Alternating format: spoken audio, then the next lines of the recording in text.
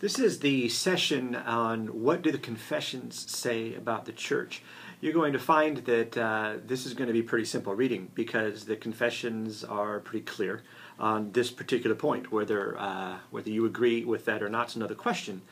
The question of what the church is, you'll see in your readings.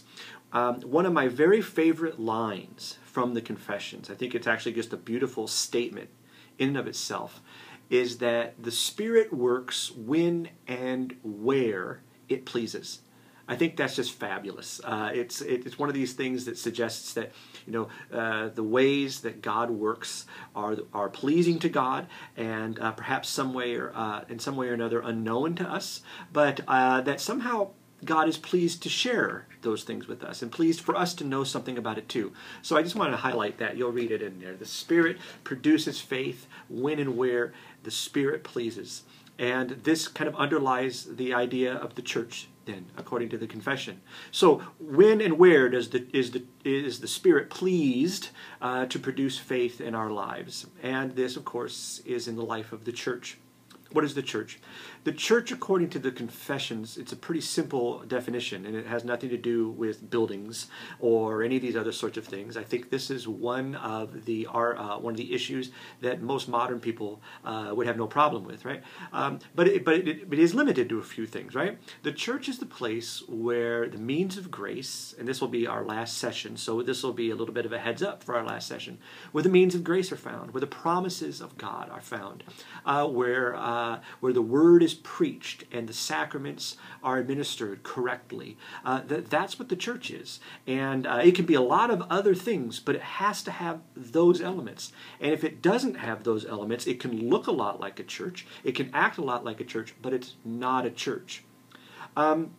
The second thing to keep in mind about the idea of the church, especially in the confessions, is that the church is already united in the sense that it is one and it is holy. If you think about the confession of the third article of the Creed, I believe, right, in the Holy Catholic Church. It exists.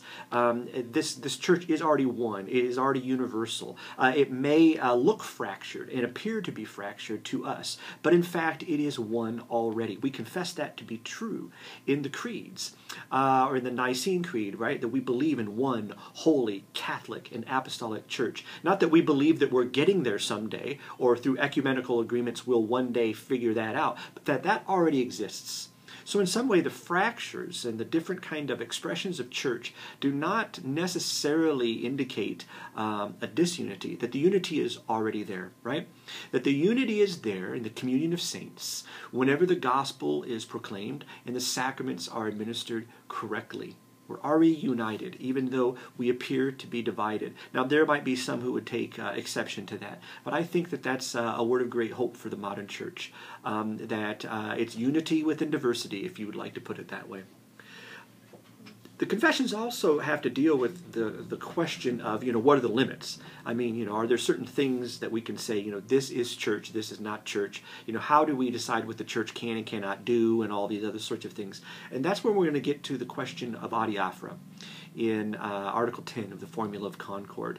And you'll notice that in this particular case, the question at stake in adiaphora was, when and where can we make and how can we make compromises, right, in our churches, particularly in the case of the proclamation of the gospel? Is it ever appropriate to make a compromise for the sake of other people? The context is important because at this point the Lutheran princes and the Smalcald League, this is right after the death of Luther, are in fact defeated in a war, the Smalcald War, by the forces of the emperor and the pope. The emperor and the pope united, formed an army, marched in, and basically won this war convincingly. And the question then for the Lutherans was, well, how far then can we compromise with these people who have defeated us militarily? What can we do to, as they attempt to impose the old religion onto us? At what point can we say, okay, we can deal with that, we can live with that and still be evangelicals? So that's the historical context. How do you deal with issues of faith when you're being compelled by force of arms to do it? But in the 21st century, this becomes more of a question of, what's permissible in church and what isn't? At what point can we make compromises? And where do we have to stand firm. Adiaphora as a principle is one that kind of roots back to kind of Stoic philosophy, and it talks about the things that are indifferent, right? The things that have no moral value, good or bad, one way or another.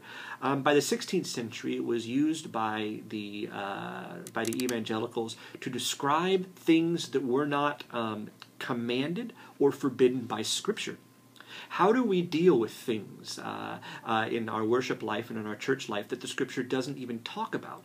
These things are adiaphora, things that we might talk about now, like whether or not clergy wear vestments, or whether or not we have to light all the candles, or when we light the Christ candle and when we don't. You know, the Scripture never talks about any of that. Scripture never talks about the color of the stole that we wear for any particular season and all these other sorts of things. I guess in a way, since the Scripture is silent on this, these are adiaphora, and should be treated in terms of Christian freedom, that we are free to accept or to reject things that are indifferent, that the Scriptures don't talk about. That's important, because a lot of reformers took the other attack, and that was to say that if Scripture doesn't command it, you don't do it. If it's not in Scripture, and Scripture doesn't lay it out, then you are not allowed to do it, right? Scripture doesn't talk about having this or that element in worship, so therefore we can't have it. The Lutheran tradition is kind of the opposite, that if Scripture doesn't address the issue, and if you're not being forced or compelled against your will to do something, then we're free. Christian freedom says that we can make those kinds of choices on our own. And this impacts a significant amount of the worship that we do and the ways that we do worship. So what is the church? And more importantly, the question, well, where are the limits? When does the church stop being the church? What can we do? And what should we not do? These are questions for you to think about as you do your reading. And I'll look forward to seeing you on the forums.